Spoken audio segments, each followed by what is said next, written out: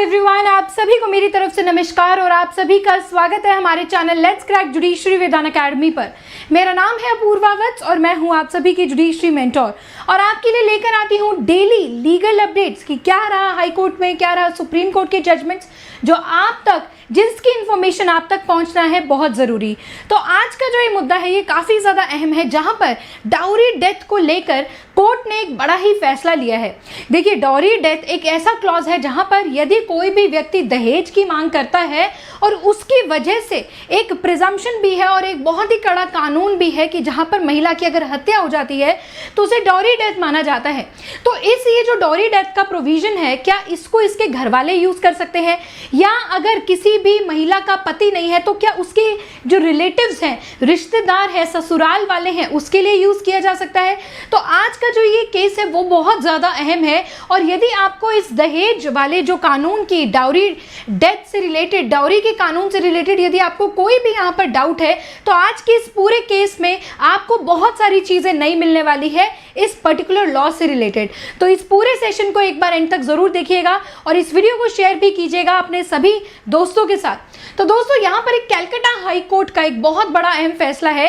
एक बार इस फैसले को आगे जानने से पहले आप सभी लोगों को, आप सभी हमारे दोस्तों को एक बहुत छोटी सी इंफॉर्मेशन देना चाहूँगी कि अनअकैडमी आप सभी के लिए लेकर आया है जून मंथ स्पेशल धमाका ऑफर। हमारे जितने भी बैचेस हैं उन सभी बैचेस पर आपको मिल रही है यहाँ पर 12+12 मंथ्स की एक्सटेंशन, डबल वैलिडिटी। तो आप लोग हमारे सभी कोर्सेज को ज्वाइन कर सकते हैं और इन सभी कोर्सेज को ज्वाइन करने के लिए आपको एक कोड लगाना होगा APU। इसके बाद है जुडिशरी स्कॉलरशिप टेस्ट। अपनी जुडिशरी की जो तैयारी है उसको सुनिश्चित करने के लिए आप इस टेस्ट को दे सकते हैं। 8 जून को ये आपका टेस्ट है और यहाँ पर आपको 100% स्कॉलरशिप और 10,000 रुपये तक का कैश वाउचर जीतने का मौका मिलेगा।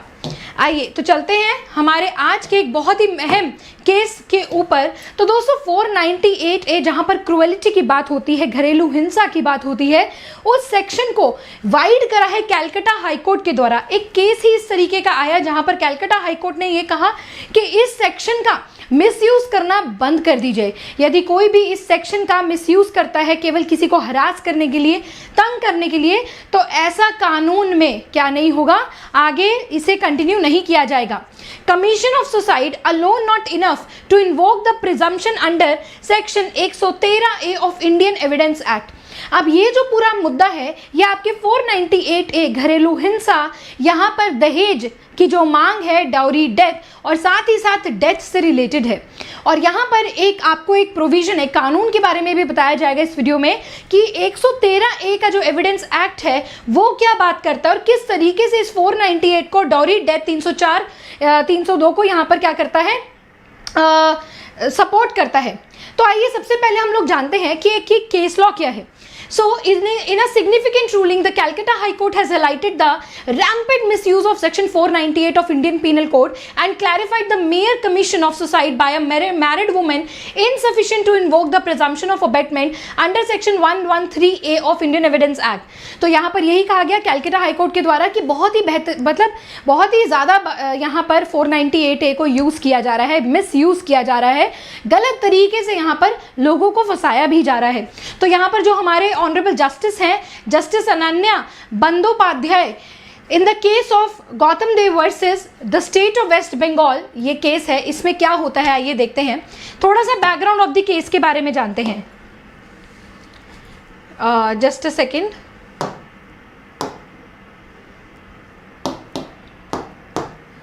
हाँ जी, थोड़ा सा हम इस बैकग्राउंड के बारे में जानेंगे, ये केस कैसे पहुंचा कलकत्ता हाई कोर्ट और क्या इस केस के अंदर सारे इंग्रेडिएंट्स हैं। तो बस जस्ट 1 मिनट का समय देंगे। चलिए हम लोग शुरू करते हैं इस केस को। ये कहता है case, in this case originated from a complaint filed by a mother of disease victim. एक महिला थी जिसकी डेथ हो गई थी, ठीक है। उसकी जो माता है और उसका जो ब्रदर है वो अपनी डिजीज्ड बहन के लिए यहाँ पर केस फाइल करते हैं और वो ये कहते हैं कि जो उनकी बेटी है वो उसके साथ कंटिन्यूस फिजिकल और मेंटल टॉर्चर होता था उसके हस्बैंड के द्वारा और उसकी फैमिली के द्वारा, और इसी हरासमेंट की वजह से, इसी फिजिकल और मेंटल टॉर्चर की वजह से जो उनकी बेटी है उन्होंने क्या कर लिया, इसको उकसाया मरने के लिए और अक्टूबर 3, 2007 में उसने सुसाइड कर ली। जो विक्टिम थी she was married to the appellant, 2001 में इनकी शादी हुई थी अगस्त 8 में, and the couple had a daughter, इनकी एक बेटी भी थी। द कंप्लेनेंट स्टेटेड, कंप्लेनेंट कौन है, mother and brother of the diseased महिला जो थी। Complaint stated that the victim was कोर्स्ड, उसको क्या किया जाता था, उस पर दबाव बनाया जाता था, उसे डराया धमकाया जाता था कि वो अपने घर वालों से दहेज लेकर आए, पैसा लेकर आए फ्रॉम हर मदर। जैसे ही उसकी वो ये मांग नहीं पूरी कर पाती थी, which she could not fulfil after the her husband deaths, resulting in increased torture.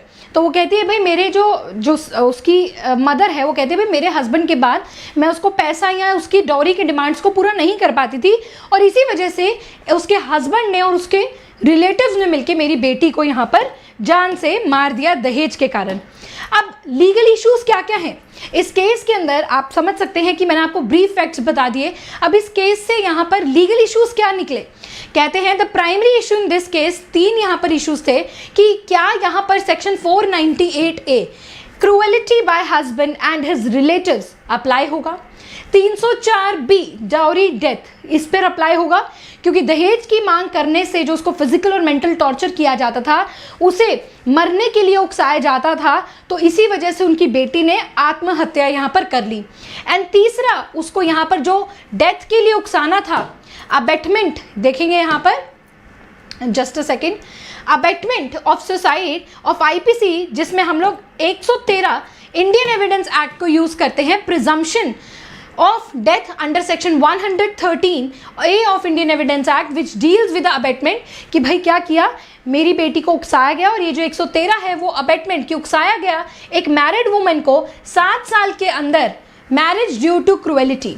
तो हमारा इंडियन एविडेंस एक्ट ही कहता है कि यदि 7 साल के अंदर की शादी में किसी भी महिला को टॉर्चर किया गया, उसको उकसाया गया कि वो मर जाए, या उसको इतना ज़्यादा परेशान किया गया कि उसकी डेथ हो जाए, तो प्रिज्यूम कर लिया जाएगा कि वो डाउरी डेथ है, यानी कि वो दहेज की मांग की वजह से डेथ की गई है। तो अब आइए थोड़ा सा इन सेक्शंस को हम लोग और पहचानते हैं। तो सबसे पहले ये 304 भी मैंने आपको बताया, where the death of a woman, जहाँ पर एक महिला की जो मृत्यु होती है वो किसी बर्न, जलाकर, जैसे दहेज प्रथा में जला दिया जाता था, जलाकर होती है, कोई बॉडीली इंजरी करके उसको चोट पहुंचाकर, और किसी भी तरीके से otherwise than in a normal circumstances, किसी भी नॉर्मल ऑर्डिनरी सर्कमस्टांसेस के अलावा अगर उसकी डेथ होती है 7 साल के अंदर उसकी शादी के अंदर, shown that soon before her death, तो ये पता चलता है कि उसकी डेथ से पहले उसको सब्जेक्ट किया गया, उसके साथ किया गया क्या क्या, क्रूएलिटी की गई, उसके साथ हरासमेंट किया गया उसके पति के द्वारा, उसके रिलेटिव्स के द्वारा, और in connection with any demand of dowry, दहेज की मांग के लिए उसको टॉर्चर किया गया फिजिकल और मेंटल, ये हमारा लॉ भी कहता है। And death shall be the dowry death, तो शैल लिखा हुआ है कि इसको प्रिज्यूम किया जाएगा कि दहेज की वजह से उसकी मृत्यु की गई है, and such husband or relative shall be deemed to have caused her death, तो वो जो हस्बैंड है, रिलेटिव है, वो माना जाएगा कि उन्होंने ही उसकी डेथ को कॉज किया है। आइए आगे मैंने सभी लॉज को आपके लिए लिखा है। एंड अबेटमेंट टू सुसाइड, जहां पर हम बात करते हैं मैरिड वुमेन की, 113A deals with the presumption of abetment of suicide married women either by husband or his relatives. तो आगे चलते हैं यहाँ पर, उसके बाद 498। अब देखते हैं कोर्ट का डिसीजन इस केस के अंदर क्या रहा। तो आइए बहुत ही बारीकी से आप सभी चीज़ों को बताऊंगी, अगर आपके कोई भी डाउट्स है तो मुझे यहाँ पर बता दीजिएगा। तो यहाँ पर कोर्ट कहता है the high court meticulously analyse the evidence presented by the prosecution. Prosecution कौन थे, जो मदर थी, अपनी बेटी की जो माँ थी, और इवन उसके ब्रदर भी यहाँ पर थे, उन्होंने prosecution and the defence, by the prosecution and the defense, the prosecution cited 12 witnesses। जो prosecution side था उन्होंने 12 गवाह यहाँ पर क्या किए थे, तैयार किए थे, including the victim mother, जिसमें जो महिला थी उसकी माँ थी, माता थी, वो भी गवाह थी, और जो उसके भाई थे वो भी इस केस में क्या थे, गवाह थे, और इनके अलावा 10 गवाह और थे। Who alleged that the victim was tortured, ये जो मदर और ब्रदर हैं ये कहते हैं कि जो विक्टिम थी, हमारी बहन थी या मेरी जो बेटी थी, उसको टॉर्चर किया गया दहेज के लिए। However their testimonies, जो इनकी यहाँ पर बयान थे ना, टेस्टिमनीज मतलब दोस्तों जो इनके यहाँ पर बयान थे, वर नॉट कॉरोबरेटेड, वो एक दूसरे से मैच नहीं कर रहे थे।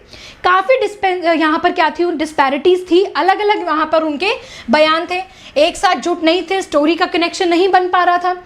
और जो अदर विटनेसेस थे, जो बाकी अगर 10 गवाह थे, उनका भी बयान कुछ अलग था। उन गवाह में से उनके पड़ोसी थे, उनके और कुछ रिश्तेदार थे, जिन्होंने किसी भी एडवर्स इंसिडेंट या प्रोलॉन्ग्ड टॉर्चर का जिक्र नहीं किया अपनी गवाही के अंदर।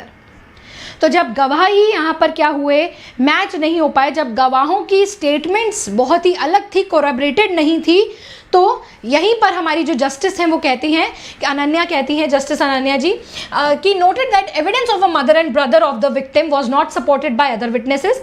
तो ये जो मदर और ब्रदर के वो थे, टेस्टिमनीज थी, वो दूसरों के साथ मिक्स मैच नहीं हो रही थी, और जिससे कि and witnesses who knew the appellant and the victim as a married couple.